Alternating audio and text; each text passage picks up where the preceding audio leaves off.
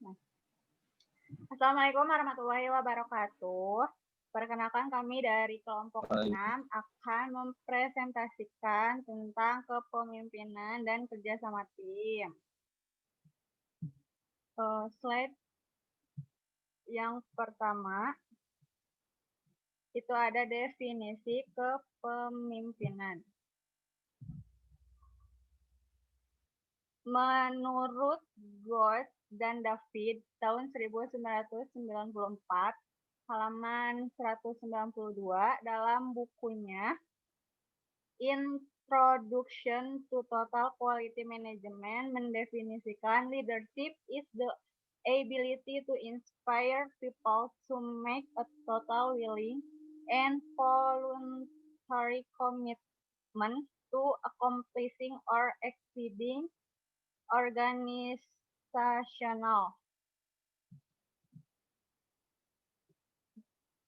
yang mengartikan kepemimpinan atau leadership adalah kemampuan menginspirasi orang-orang agar mempunyai keinginan yang total, komitmen yang sukarela untuk mencapai target, bahkan melebihi tujuan-tujuan organisasi.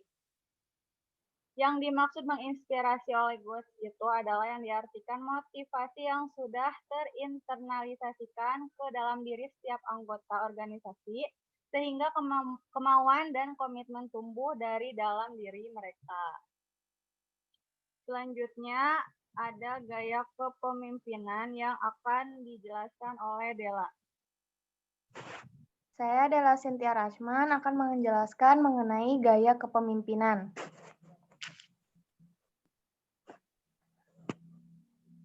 Gaya kepemimpinan adalah bagaimana pemimpin berinteraksi.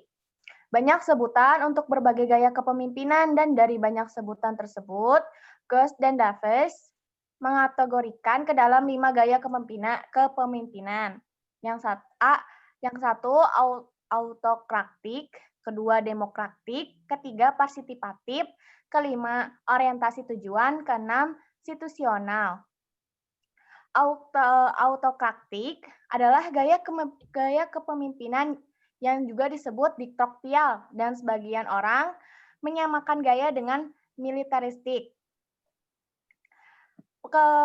Pemimpin dengan gaya ini mengambil keputusan tanpa meminta pertimbangan orang atau karyawan yang harus mengerjakan keputusan tersebut atau terkena akibat dari keputusan tersebut. Pemimpin ini menyuruh orang mengerjakan secara patuh apa yang ia katakan.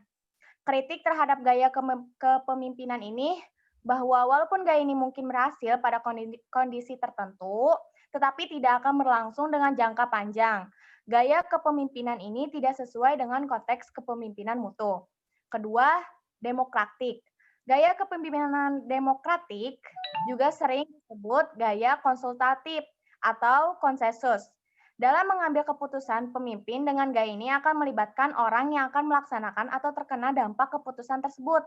Jadi, pemimpin ini mengambil keputusan setelah menerima masukan dan saran dari anggota kelompok yang dipimpinnya. Lalu ada gaya partisipatif. Gaya kepemimpinan partisipatif sering disebut dengan gaya terbuka dan tidak digiring atau no directive. Pemimpin dengan gaya ini tidak banyak mengontrol proses pengembalian keputusan. Dia lebih cenderung menyediakan informasi yang terkait dengan masalah dan memberi kesempatan anggota tim mengambil strategi untuk memecahkannya. Tugas pemimpin pada gaya ini adalah memfasilitasi tim menghasilkan konsensus dengan asumsi bahwa anggota tim akan lebih dapat menerima tanggung jawab untuk merumuskan strategi memecahkan solusi. Kelima, gaya orientasi tujuan. Gaya kepemimpinan orientasi tujuan ini disebut juga orientasi hasil. Orientasi sasaran atau manajemen of objective. Gaya kepemimpinan ini meminta anggotanya fokus pada tujuan yang sedang ditargetkan. Pemimpin dan staf hanya fokus membicarakan strategi yang pasti dan secara terukur akan berkontribusi terhadap pencapaian sasaran organisasi yang sedang ditargetkan. Keenam, gaya situasional. Gaya kepemimpinan situasional ini disebut juga gaya kepemimpinan cair atau kontingensi. Pemimpin ini memiliki gaya pendekatan sesuai dengan situasi ada di saat memberikan perintahnya. Identifikasi situasi atau lingkungan didasarkan pada hal-hal berikut. 1. Hubungan pemimpin dan anggota tim. Kedua, bagaimana persisnya tindakan dilakukan harus sesuai dengan spesifik petunjuknya. Ketiga, besarnya kewenangan yang dipunyai pemimpin dengan anggota lain atau anggota tim.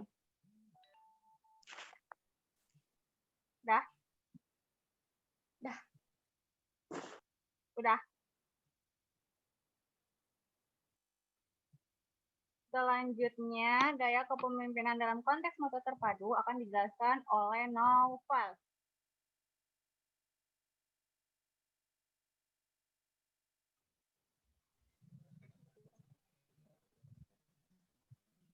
Selanjutnya tentang gaya kepemimpinan dalam konteks mutu terpadu adalah kepemimpinan yang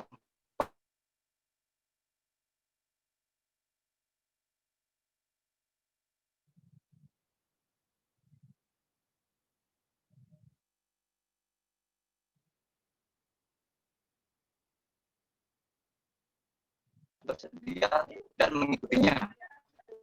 Karakteristik yang harus dimiliki seorang manajer diantaranya rasa tanggung jawab yang besar, yang benar, disiplin pribadi, bersifat jujur, memiliki kredibilitas yang tinggi, memiliki stamina yang tinggi, memegang teguh komitmen terhadap tujuan organisasi.